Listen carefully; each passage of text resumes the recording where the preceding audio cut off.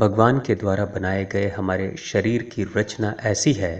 कि उसकी जटिलता की गुत्थी को सुलझाना बड़े बड़े शोधकर्ता और वैज्ञानिकों के लिए भी टेढ़ी खीर हो जाती है। मनुष्य चाहे कितनी भी तरक्की कर ले, वर्षों की खोज एवं वैज्ञानिक प्रयोगों के आधार पे हमने बड़े बड़े यंत्र बना लिए, यातायात के साधन बना लिए, हमने बड़ी बड़ी फैक्ट्रियां खड़ी कर ली। आज मनुष्य के लिए चांद की यात्रा आसान सी हो गई। आज मनुष्य चांद पे जा सकता है, मंगल की यात्रा कर सकता है, लेकिन उसके बावजूद भी रोटी से खून कैसे बनता है, खून से मांसपेशियां कैसे बनती हैं, वो हम नहीं बना पाए। ये पहेली मनुष्यता के लिए आज भी अनसुलझी पहेली है। इतने जटिल शरीर को, एक ऐसे तंत्र को ईश्वर ने बनाया है, इस प्रकृति ने बनाया है, जिसे समझना हमारे लिए बहुत कठिन बात है।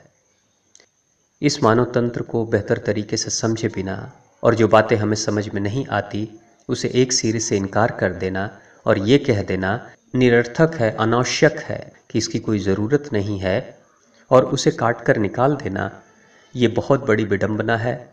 अपेंडिक्स के बारे में भी ऐसी ही परिभाषाएं हमारे समाज में प्रचलित हो गई हैं, जिसमें ये कहा जाता है कि अपेंडिक्स शरीर का वो हिस्सा है जो गैर ज़रूरती है, इसकी कोई ज़रूरत नहीं है, इसके बिना भी हम एक बेहतर जीवन को जी सकते हैं। ये एक ऐसा नासमझी का निष्कर्ष है जिससे अनेकों की हानि हो रही है। अपेंडिक्स शरीर का वो अंग है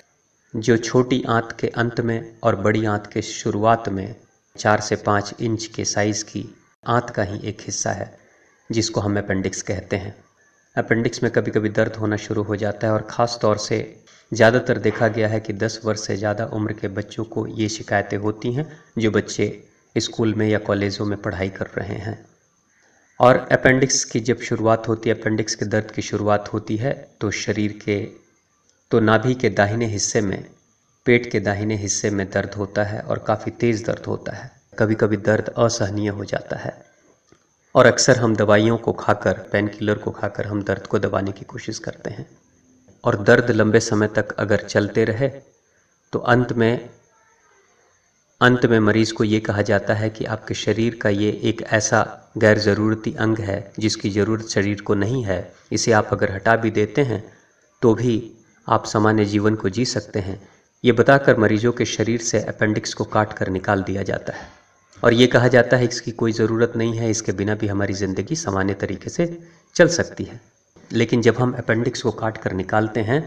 तो ऑपरेशन के साथ ही हम परमपिता परमेश्वर, ईश्वर, भगवान को ये संदेश भी भेजते हैं कि आप इस पूरे ब्रह्मांड को चलाने वाले हो। प्रकृति की शक्ति को ये संदेश भी भेजते हैं कि पूरी प्रकृति के कण कण में रचने बसने वाले, सबके निर्माता, सबको बनाने वाले, आपने मनुष्य के शरीर में एक ऐसी गलती की है, आपने जो बनाया है वो गैर ज़रूरती है, यानी आपने सोच समझकर इस शरीर को नहीं बनाया है। यानी ईश्वर के ही बच्चे ईश्वर को चुनौती दे रहे हैं और बता रहे हैं कि आपने ना समझी में कुछ किया है और आपकी की हुई गलतियों को हम हॉस्पिटल्स में, ऑपरेशन थिएटर्स में सुधारने की कोशिश कर रहे हैं। इस बात का प्रचलन इतना ज़्यादा हो गया है कि अब एक सामान्य इंसान भी, जो चिकित्सक नहीं है, चिकित्सा से जिसका लेना देना नहीं, वो भी इन बातों को दोहराने लगा है कि अपेंडिक्स की कोई ज़रूरत नहीं है, कभी दर्द हो, कभी तकलीफ हो तो उसे शरीर से बाहर निकाल दो। लेकिन इस सच्चाई का एक दूसरा पहलू भी है। दूसरा पक्ष ये कहता है कि अपेंडिक्स शरीर का वो हिस्सा है, आंतों का ही वो हिस्सा है जो 4 से 5 इंच के साइज़ का होता है, जो बड़ी आंत के शुरुआत में और छोटी आंत के अंत में पाया जाता है। कि अपेंडिक्स जिसे हमने गैर ज़रूरती घोषित कर दिया है,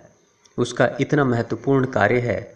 कि उस कार्य के बारे में चिंतन कोई भी करे तो इंसान को बात समझ में आएगी कि उससे कितनी बड़ी गलती हो रही है। भारत का आयुर्वेद, ऋषि महर्षियों ने इस बात की घोषणा बहुत पहले से कर दी थी कि अपेंडिक्स का काम क्या है, लेकिन अब आधुनिक वैज्ञानिकों ने भी, शोधकर्ताओं ने भी इस बात को माना है कि अपेंडिक्स शरीर का वो हिस्सा है जिसके माध्यम से शरीर में होने वाले विषाक्त तत्वों की सफाई में मदद मिलती है। यानी वो आंत जिसे हम अपेंडिक्स कहते हैं, उसमें मित्र बैक्टीरिया रहते हैं और वो मित्र बैक्टीरिया ऐसे होते हैं कि आपातकाल में ज़रूरत पड़ने पे बाहर से किसी विषाक्त विषाणुओं के शरीर के ऊपर हमला होने के दौरान वो मित्र बैक्टीरिया शरीर के चारों तरफ निकलते हैं और रोग प्रतिरोधक क्षमता में मदद करते हैं और शरीर की अंदरूनी शक्तियों को बढ़ाने में सहयोगी बनते हैं और शरीर की रक्षा करते हैं बाहर के हमलावर कीटाणुओं से। यानी शरीर के अंदरूनी सफाई में सबसे ज़्यादा सहभागी अगर कोई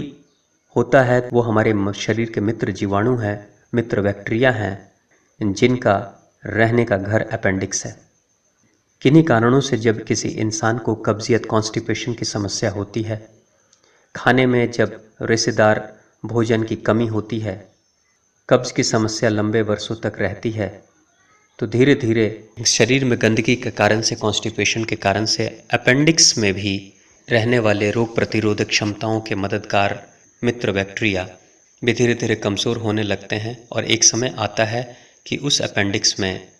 गंदगी भरने लगती है, पश भरने लगता है, मवाद भरने लगता है और उस गंदगी का असर ऐसा होता है कि धीरे धीरे उसमें दर्द होने लगता है। यही कारण है कि नाभि के दाहिने तरफ में हमें दर्द होना शुरू हो जाता है, उल्टी होने लगती है, जी मिचलाने लगता है, बार बार उल्टी करने की इच्छा होती है, इंसान का न मन लगता है पढ़ाई में, गैस की समस्या होती, कॉन्स्टिपेशन की प्रॉब्लम होती है और पूरे शरीर में एक इरिटेशन की भावनाएं बनी रहती है, चिड़चिड़ेपन की स्थिति बनी रहती है। और ये ज़्यादातर देखा गया है 10 वर्ष से लेके 40 वर्ष के उम्र के लोगों के बीच में ये समस्या होती है।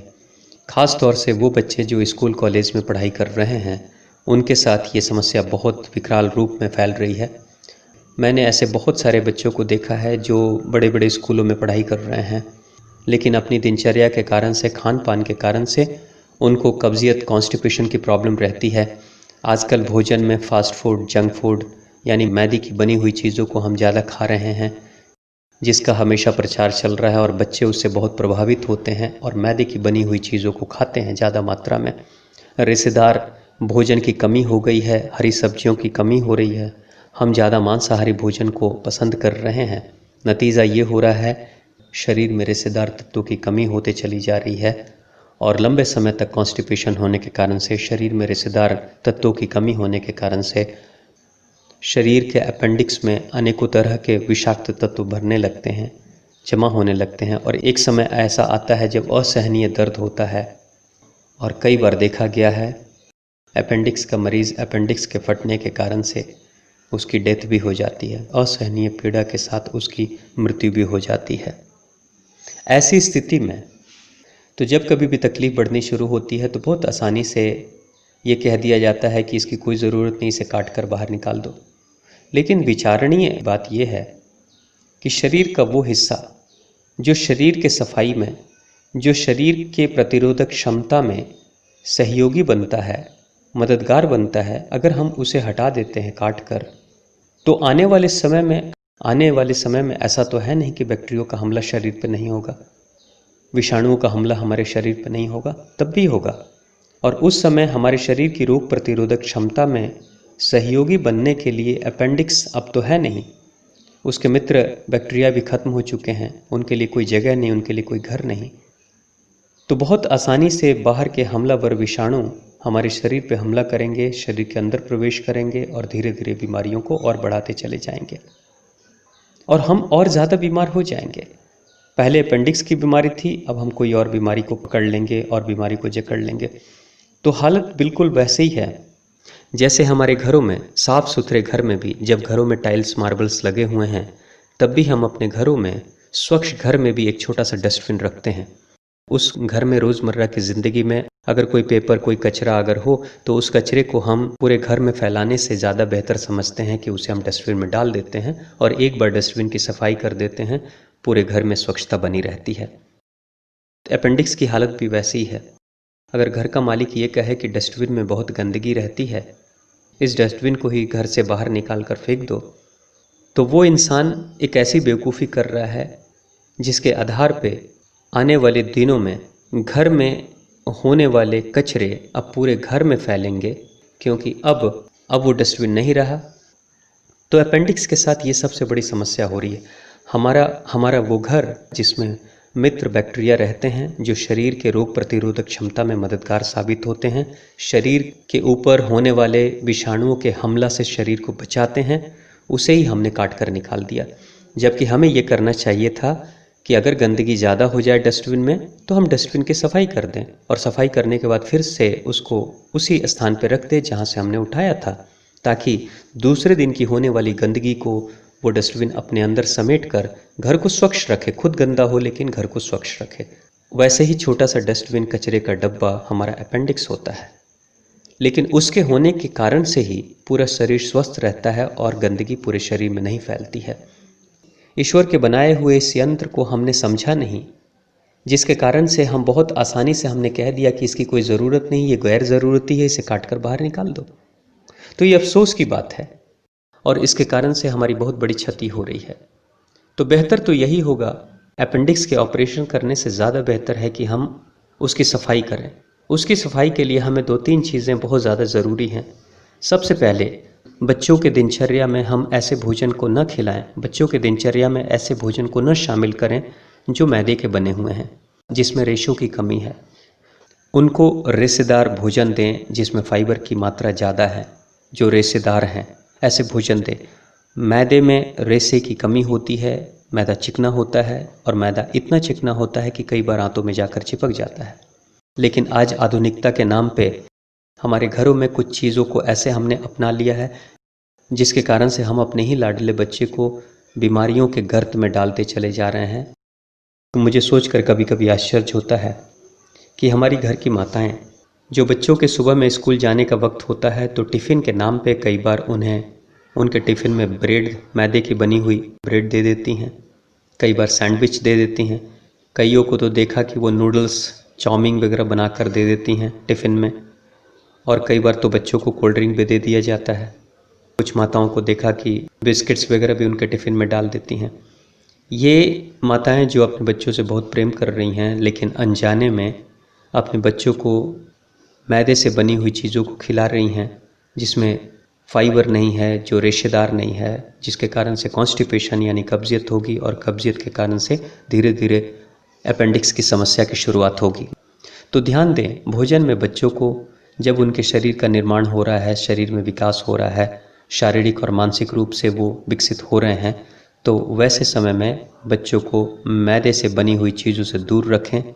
नहीं तो कॉन्स्टिपेशन, कब्जियत की शिकायत होगी और कब्जियत की, कॉन्स्टिपेशन की शिकायत के कारण से बच्चे चिड़चिड़े हो जाते हैं, पढ़ाई में मन नहीं लगता है, वो किसी एक चीज़ पे अपने मन को केंद्रित नहीं कर पाते, वो किसी एक चीज़ पे ध्यान नहीं लगा सकते, जिसके कारण से उनके शैक्षणिक योग्यता में और उनके व्यवहार में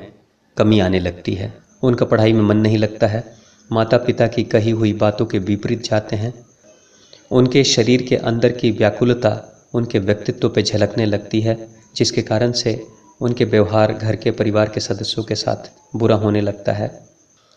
तो बच्चों को ऐसा भोजन दें, हरी सब्जियां जिसमें हो, जैसे रोटी है,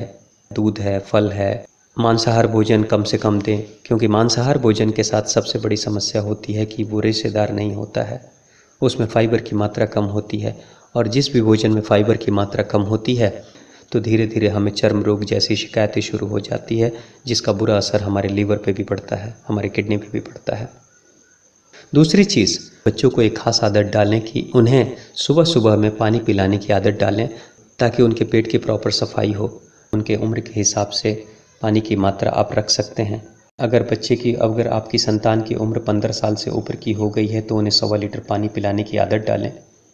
1.25 लीटर पानी पीने से रोज़ प्रतिदिन उसके पेट की प्रॉपर सफाई होगी, जिसमें अपेंडिक्स की भी सफाई हो जाएगी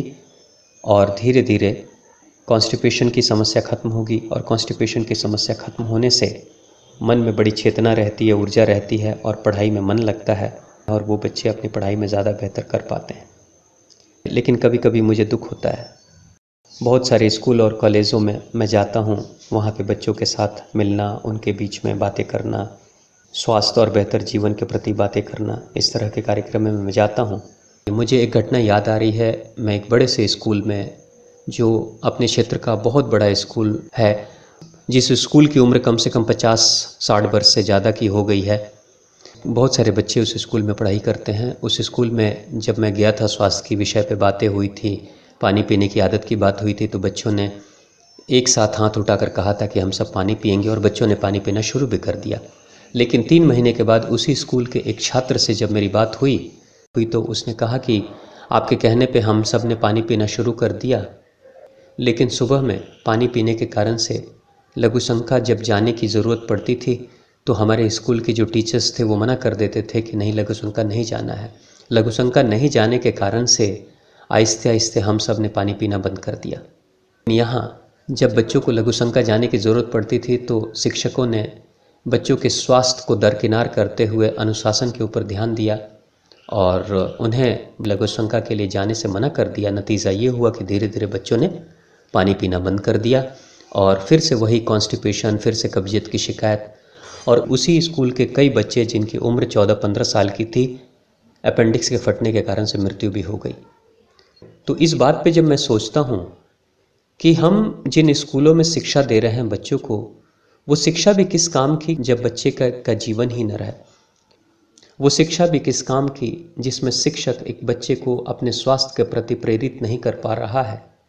साक्षर तो बहुत हो रहे हैं लेकिन शरीर से इतने बीमार हो जा रहे हैं कि अकाल मृत्यु हो रही है। तो हम अपने बच्चों को शिक्षा के साथ साथ स्वास्थ्य के प्रति भी जागरूक बनाएं,